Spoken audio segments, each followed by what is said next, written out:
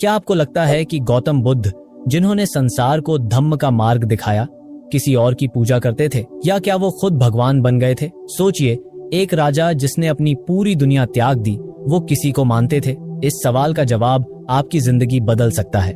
इस वीडियो को अंत तक देखें, क्योंकि आज हम इस रहस्य से पर्दा उठाएंगे। जरा सोचिए, हम सबकी जिंदगी में एक अदृश्य डर होता है, कभी असफलता का, कभी अकेलेपन का, कभी मृत्यु का, और यही डर हमें किसी न किसी चीज की पूजा करने पर मजबूर करता है। कोई भगवान की पूजा करता है, कोई पैसे की, तो कोई रिश्तों की। लेकिन क्या आपने कभी सोचा है, गौतम बुद्ध, जिन्होंने सब कुछ त्याग दिया, राजपाट, परिवार, ऐश्वर्य, वो किसकी पूजा करते होंगे? क्या एक ऐसा व्यक्ति जिसने जीवन के हर सुख को छोड़कर कठिन तपस्या का रास्ता चुना, पूजा में विश्वास कर सकता है? अगर हम इतिहास पर नजर डालें तो ज्यादातर धर्मों में किसी न किसी ईश्वर की पूजा का महत्व रहा है, चाहे वो वैदिक देवता हों या आधुनिक काल के भगवान।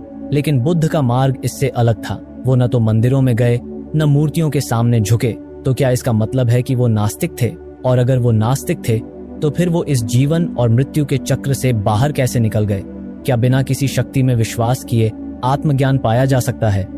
या फिर क्या बुद्ध भी किसी गुप्त भगवान के फैन थे, जिसका जिक्र उन्होंने कभी नहीं किया? मान लीजिए, अगर बुद्ध आज के जमाने में होते, तो क्या वो किस भगवान की पूजा करते हो? सवाल सुनकर कहते, भाई पूजा छोड़ो, पहले कर्म करो। बुद्ध का पूरा जीवन एक सवाल है, क्या पूजा वास्तव में जरूरी है? क्या कोई बिना किसी बाहरी शक्ति के केवल अपने दम पर मोक्ष पा सकता है? यही सवाल हमें सोचने पर मजबूर करता है। लेकिन रुको, क्या इसका मतलब ये है कि उन्होंने किसी शक्ति को पूरी तरह नकारा था, या उनकी पूजा का तरीका बिल्कुल अलग था? इस रहस्य को जानने के लिए हमें उनके जीवन की गहराई में जाना होगा। अब आते हैं उस सवाल के जवाब पर जिसने आपको इस वीडियो से जोड़े रखा। तो आखिर गौतम बुद्ध किसकी पूजा करते थे? जवाब है, गौतम बुद्ध किसी देवता या भगवान की पूजा नहीं करते थे। लेकिन इसका मतलब यह नहीं है कि उनका कोई मार्गदर्शन करने वाला स्रोत नहीं था। धम्म की पूजा, सबसे बड़ा सत्य, गौतम बुद्ध धम्म की पूजा करते थे। लेकिन यह धम्म क्या है? धम्म का अर्थ है जीवन का शाश्वत नियम जो इस ब्रह्मांड को चलाता है।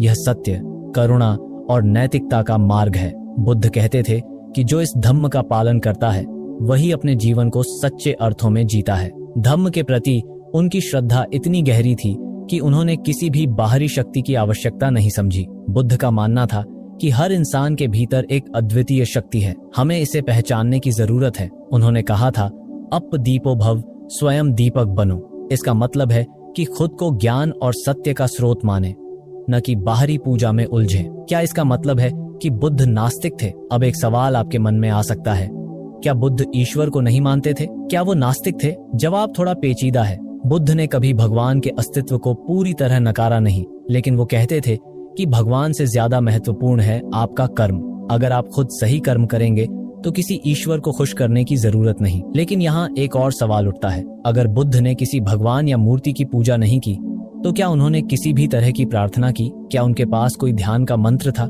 जिसे वो दोहराते थे? यह जानना जरूरी है, क्योंकि यहीं छिपा है उनका असली संदेश। ध्यान और प्रार्थना का गहरा अर्थ। बुद्ध ने प्रार्थना को एक नए तरीके से परिभाषित किया। उनके लिए प्रार्थना का मतलब था अपने मन को शांत करना, ध्यान में लीन होना और अपनी चेतना के स्तर को ऊंचा उठाना। वो किसी बाहरी शक्ति के आगे झुकने के बजाय अपनी आत्मा को पहचानने की प्रक्रिया में विश्वास करते थे। तो ये कहना गलत नहीं होगा कि बुद्ध किसी भगवान के व्हाट्सएप नंबर की तलाश में नहीं थे, बल्कि वो उस सिग्नल को खोज रहे थे जो उनके अंदर था। बुद्ध का जीवन हमें सिखाता है कि पूजा किसी मूर्ति, स्थान या देवता की नहीं, बल्कि उस सत्य और शक्ति की करनी चाहिए जो हमारे भीतर मौजूद है। यही उनके धम्म की पूजा है। और अगर हम इस सत्य को समझ लें तो जीवन के सारे बंधन टूट सकते हैं। लेकिन रुको, अगर उन्होंने अपनी आत्मा और धम्म की पूजा की, तो क्या इसका मतलब यह है कि किसी